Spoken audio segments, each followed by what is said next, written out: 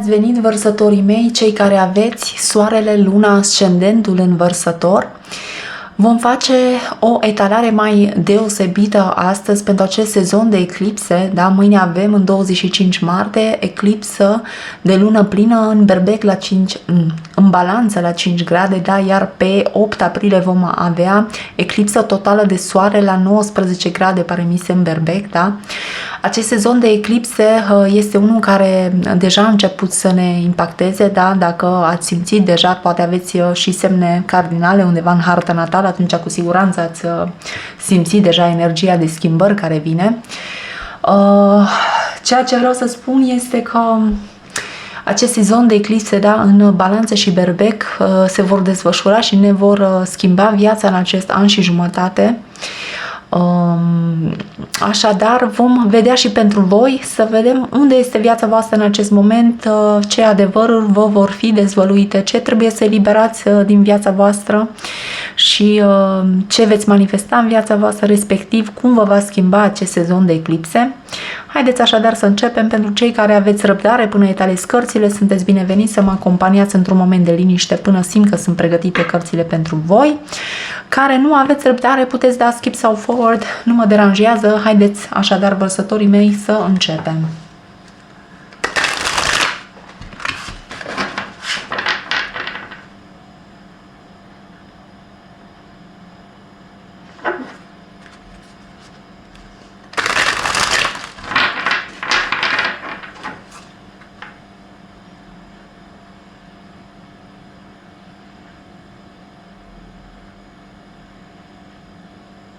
Bun, haideți să vedem care este cartea care reprezintă viața voastră în acest moment, cel mai bine, da?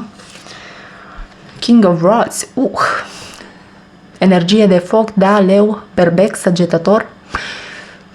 Sunteți destul de determinați în acest moment, poate v-ați stabilit un anumit cel în minte și sunteți foarte dedicați pentru obținerea acestui cel, da? Sunteți foarte înflăcărați, puneți multă energie în ceea ce urmăriți în acest moment, ceva anume v-a trezit pasiunea, poate chiar o persoană, poate fi cineva cu semn de foc, da? Leu, berbec, săgetător, după cum am spus, sunteți cu multă pasiune acum în viața voastră și aveți acest cel în minte și acest obiectiv pe care doriți să-l obțineți, da? Vreți neapărat succesul în ceea ce v-ați propus. Poate fi de asemenea în legătură cu anumite pasiuni pe care le aveți, ceva ce urmăriți de un timp și poate acum ați prins o anumită oportunitate în acest sens. Dacă nu, v-am spus, o anumită persoană sau poate chiar pur și simplu în carieră, poate sunteți super determinați în acest timp, aveți o energie mare și astfel, evident, se vede în ceea ce lucrați că sunteți foarte motivați. Ok, haideți să vedem ce adevăr îți va fi dezvăluit în acest sezon de eclipse, în această perioadă de eclipse. Wow, efectiv adevărul. Cred că am prins câteva semne care tot așa aveau regele de săbii, ceva în legătură cu săbile, cu adevărul, efectiv, da? Săbile până la urmă sunt energie mentală, sunt adevăr, sunt claritate. Și vin de obicei după perioade în care pur și simplu simțim că, sau poate dacă n-am simțit, au fost anumite lucruri care au fost ascunse de noi, poate anumite adevăruri, poate anumite situații care au fost neclare, poate în relație cu unele persoane, cu locul de muncă, după cum am spus, o anumită parte din viața dumneavoastră simțiți că a fost puțin cam în ceață și nu vă era foarte clar, poate încotro să mergeți, cum să procedați, poate ce simte o anumită persoană, simțiți că ați fost oarecum pe din afară, ca să spunem așa, în legătură cu acest lucru și a fost destul de ambigu pentru voi, ca să spunem. Iată că vă va fi clarificat acel lucru, cum am spus, care pur și simplu s-a ascuns de voi în ultima perioadă și în legătură cu care ați căutat niște răspunsuri, dar pur și simplu n-ați reușit să clarificați această situație, da? Este ceva din trecut, simt că vine în față în acest sezon de eclipse, în acest an și jumătate, ceva care a fost important pentru voi, evident. va veni în sfârșit momentul să fie clarificat. Pur și simplu această sabie, acest as de săbii va tăia acea ceață de neclaritate și va aduce, după cum am spus, multe răspunsuri în viața voastră, acolo unde ați căutat în trecut, dar unde nu ați reușit să găsiți. Iată că va fi clarificat acest lucru pentru voi. Deci ceva în legătură cu care ați căutat răspunsuri în trecut, indiferent că este vorba despre o persoană, despre o anumită situație la locul de muncă, anumite lucruri din viața dumneavoastră unde poate care au fost importante pentru dumneavoastră, dar care, după cum am spus, au fost neclare, ambigue. Iată că vor fi clarificate în acest sezon de eclipse, pentru că are tendința să tragă vălul de pe anumite situații, da, acest sezon de eclipse. Bun, haideți să vedem ce trebuie să eliberezi din viața ta în această perioadă și haideți prima dată să vă explic cum stă cu punctul sudic și cu punctul nordic. Am făcut la fiecare zodie. Deci, după cum am spus, eclipsa de lună plină în Berbec va fi în legătură cu punctul sudic, iar eclipsa totală de soare, asta în balanță, da, mă scuzați, care va fi mâine, și eclipsa totală de soare în Berbec va fi pe 8 aprilie. Acea va fi în legătură cu punctul nordic sau the North Node, the South Node, în legătură cu ziua de mâine, da, cu luna plină în Berbec, în balanță, pardon. Nu știu ce am cu Berbec acum. Bun, fiecare din noi avem în harta natală punctul sudic, punctul nordic, da? Puteți să vă faceți harta natală pe internet, să vedeți în ce zodie se află punctul sudic, în ce zodie se află punctul nordic. Astfel, după cum am spus, dacă, de exemplu, se află în în Berbec, punctul sudic, să spunem, da? Sunt și lucrurile, vedem, scrie acolo past și dincoace future. Deci la past, punctul sudic, este calitățile, modul de a acționa, modul de a ne comporta, care avem tendința să venim din trecut cu el, da? Sunt lucruri care venim dintr-o viață anterioară și sunt deja învățate, pe care le-am incorporat deja în personalitatea noastră și unde nu mai avem nevoie să creștem. Sunt lucruri pe care trebuie să le eliberăm treptat, da? Este un punct de unde nu mai trebuie să acționăm. Bun, iar punctul nordic sunt calitățile, vă uitați, după cum am spus, ce semn este și în acest punct nordic. Poate fi balanță, de exemplu, da? Și vă uitați, da, în funcție de ce zodie, căutați pe internet ce înseamnă să ai punctul nordic în balanță, ce înseamnă să ai punctul sudic în Berbec, da? The South Node sau The North, da? Pentru cei care știu și engleză, puteți căuta și în engleză. Veți obține probabil mai multe informații așa. Bun. Punctul nordic, după cum am spus, este ceea ce trebuie să dezvoltăm în această viață. Acolo trebuie să creștem, într-acolo trebuie să tindem să mergem și veți vedea pe parcursul vieții că veți începe să vă îndreptați între acest punct nordic și că veți începe să eliberați, pentru că de câte ori acționăm din locul acestui punct sudic, lucrurile nu prea iasă bine, da? Pentru că, după cum am spus, sunt obiceiuri, sunt comportamente pe care trebuie să începem să le eliminăm treptat. Bun. Acum că am vorbit destul, haideți să vedem ce trebuie să eliberezi din viața ta și ce este în legătură cu acel punct sudic, da? The Six of Rods. Ok. Bun, vărsătorii mei, simt că ce trebuie să eliberezi din viața ta, foarte interesant, acel Six of Rods, aceasta este cartea succesului. Nu vreau să spun că trebuie să renunți la succes.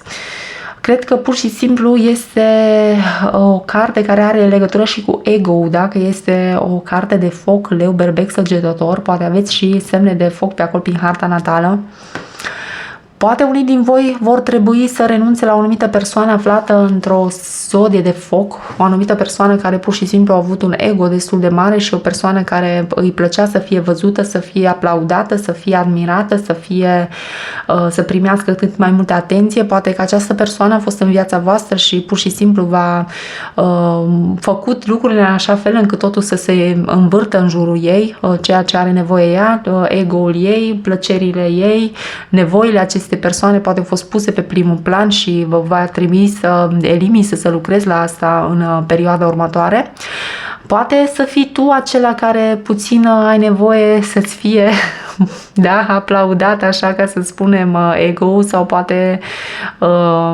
poate ai acționat de multe ori nu din nevoia sufletului tău, ci din acest ego, un lucru care nu este foarte sănătos. Desigur, trebuie să avem acea parte sănătoasă de ego care până la urmă ne dă stima de sine și să punem acele bariere și acele... deci nu putem lăsa oamenii să calce pe noi, asta este clar, dar nici nu putem să ajungem la celălalt spectru și ego-ul nostru să fie mai mare decât noi, da? Trebuie să fim atenți de unde acționăm, asta simt că îți spune Universul. După cum am spus, dacă nu este acea persoană care are această tendință, poți fi tu cel care are tendința să acționeze mai mult din nevoia de a satisface acest ego, da? Care până la urmă nu este în cel mai bun interes al tău sufletește și spiritual. Cred că sunt anumite chestii care îți dau satisfacție pe moment, dar care până la urmă nu-ți fac bine per total ca și persoană pentru a crește, pentru a te dezvolta. Nu este bine să acționăm din nevoia de a satisface acel ego, da? Din nevoia de a fi văzuți, aplaudați, admirați. Desigur, într-o anumită măsură, am spus, este normal, este sănătos, da, ok, dar nu să ducem lucrurile la un nivel foarte mare, că până la urmă nu putem acționa mereu din, să spunem așa, ca să ne hrănim ego-ul, da? Pentru că nu este sănătos, evident. Vom avea tendința astfel să îndepărtăm anumite persoane dacă facem lucrul acesta.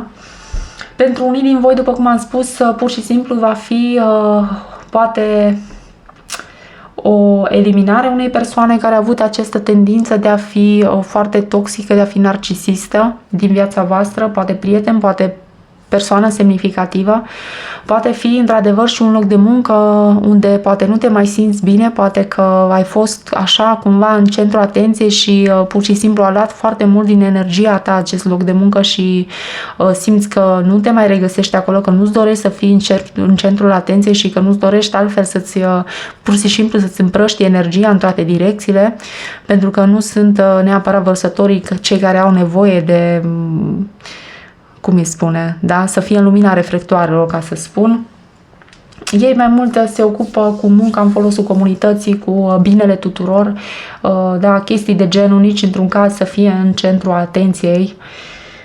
Da, s-ar putea să fie așadar și asta. Acum, în funcție, eu spun toate aceste variante pentru că suntem mulți, da, cei aflați în zodia Vărsător, nu vreau să spun doar o anumită chestie și să nu se regăsească suficient de multă lume. Desigur, vor fi diferențe între voi, între unde va fi afectat cel mai mult viața dumneavoastră în acest sezon de eclipse. De asta încerc să dau cât mai multe detalii, să fie cât mai multă lume mulțumită și să se regăsească, să găsească sfaturi prin acest mesaj, da? Bun, haideți să vedem ce este pregătit să vină în viața ta, dacă ești pregătit să-ți focusezi energia într-acolo, da? Haideți să vedem așadar ce vei manifesta în viața ta. Interesant. Foarte multă competitivitate văd aici, iarăși energie de foc, leu, berbec, săgetător. Foarte interesant, ca și, da, cred că ceea ce îți transmite Universul este că vei fi pregătit poate să lupți cu îndârjire pentru ceea ce îți dorești, pentru valorile tale, pentru ceea ce simți că este corect. Da, numai ce am vorbit de colectivitate și de binele tuturor, simt că vei avea unele clarificări în legătură cu, sau unele dorințe de a lupta poate pentru binele colegilor, poate vei fi cel care va da oarecum tonul la locul de muncă în legătură cu unele schimbări de care erau nevoie, dar care s-a ferit toată lumea oarecum să atragă atenția și vei fi tu cel care duce această luptă oarecum pentru toți ceilalți, da? Deci ce este pregătit să vină în viața ta în această perioadă este acel spirit de luptător, acel spirit de a lupta pentru cel care nu este în poziția să poată să facă asta pentru el. Vei avea acea tendință de a proteja pe cei din jur, de a te lupta pentru drepturile lor, de a te lupta pentru dreptul colectivului și pentru bunăstarea societății dintr-un oarecare punct de vedere. Vei fi foarte implicat în acest sens și pur și simplu Universul îți va da energia și puterea necesară să faci acest lucru. Vei fi extraordinar de determinat în asta, vei pune foarte multă energie între a te lupta pentru cei din jur. simt pentru tine, da? Deci vei fi, ce știu, poate te vei înscrie într anumite organizații, poate te vei înscrie într-un sindicat și vei lupta pentru drepturile angajaților, pentru drepturile colectivului de muncă, da? Ceva acolo cu această luptă de erou, oarecum, pentru ceilalți, pentru cei care sunt mai puțin favorizați, simt că vei duce aceste lupte pentru ceilalți și până la urmă vărsătorul este și cel care reprezintă munca de voluntariat, munca umanitară. Simt că asta vei avea tendința să faci în această perioadă și va fi ceea ce hrănește sufletul tău, da? Bun, haideți să vedem cum te va schimba pe tine această perioadă, dragii mei vărsători, acest sezon de eclipse. Foarte frumos, The Three of Rods, mamă, deci din 5 cărți, vreau să zic că 1, 2, 3, 4 sunt de foc, da? Și aici avem 3-ul de bâte, iarăși berbec, leu, săgetător. Cineva are foarte mult foc în harta natală sau pur și simplu sunteți foarte determinați, aveți foarte multă energie în acțiunile voastre, în mintea voastră, totul este gata să izbucnească în afară, da, de energie și de pasiune și de determinare. Schimbarea care va veni în această perioadă și cum te va găsi la final de acest sezon de eclipse, respectiv 1 an și jumătate, după cum am spus, este pur și simplu acțiunea pe care o iei înspre ceea ce îți dorești. Vei fi foarte dispus să iei măsuri, să depui energie în gândurile tale și să le transformi în acțiuni, să mergi după ceea ce îți dorești, pentru că totul îți va fi foarte clar, după cum am spus, da? Pentru că adevărul îți va fi arătat, totul va fi foarte clar, nu mai există ambiguitate, totul va fi dezbrăcat, ca să spunem așa, vei vedea tot ce este nevoie să vezi. Va fi totul extrem de clar pentru tine și astfel și direcția ta de acțiune va fi una foarte clară. Vei fi extrem de determinat și vei fi pur și simplu dispus să mergi până în pânzele albe pentru a obține obiectivele tale, pentru a lupta pentru cei din jur, da? Va exista foarte multă energie și foarte multă determinare în această luptă și în această direcție în care văd că te-ai hotărât să mergi. Pentru că așa mi-e și început etalarea, da? Extrem de determinat, ca și când regele de bâte. Vei avea oarecum o funcție de conducere în această luptă pe care o duci pentru binele societății, pentru fapte umanitare, după cum am spus. Foarte frumoasă etalarea vărsătorilor, oarecum un aer diferit, am simțit aici la voi. Ca și la celelalte semne, sincer vă spun că nu prea simt că ar trebui clarificat mare lucru. Haideți totuși să încercăm ceva, pentru că mai avem câteva minute la voi. Haideți să clarificăm acest 5 de bâte și ce este pregătit să vină în viața voastră în această perioadă. Haideți să vedem acest 5 de bâte pentru vărsători și ce este pregătit să vină în viața lor. Da. Posibil relocare, da, poate că este pregătită și o anumită schimbare pentru voi, poate urmează să călătorești, poate să schimbi domiciliul, pur și simplu să călătorești pe ape mai calme, pentru că simt că acest as de săbii, după cum am spus, va aduce oarecare claritate mentală în legătură cu unele persoane, unele situații, poate locul de muncă, după cum am spus, și poate va atrage după sine această relocare, poate pur și simplu vei merge într-un concediu, dar tind să cred că va fi un fel de schimbare mentală pentru tine. Poate că până acum ai acceptat unele lucruri pe care nu trebuia să le accepti din punct de vedere moral. Poate că n-ai avut energia suficientă și n-ai fost în starea necesară ca să lupți pentru acele drepturi despre care am vorbit și urmează să călătorești pe aceste ape mai calme, să-ți schimbi efectiv mentalitatea din acceptare și complacere în acțiune, determinare și în luptă pentru drepturi, după cum am spus, efectiv. Simt că această 6 de săbii este acea schimbare de mentalitate, acea schimbare de idei, după cum am spus, acea determinare incredibilă pe care mi-a arătat-o în această etalare, da? Despre asta este vorba mai mult. Poate fi într-adevăr și o relocare, un schimb de job, un schimb de locații, de locuit, nu chiar de țară, poate de oraș, eventual de localitate, da? Dar cel mai mult simt că va fi vorba despre o schimbare din punct de vedere mental și despre a te muta efectiv dintr-o stare a minții în acea stare de acțiune și de determinare, după cum am spus.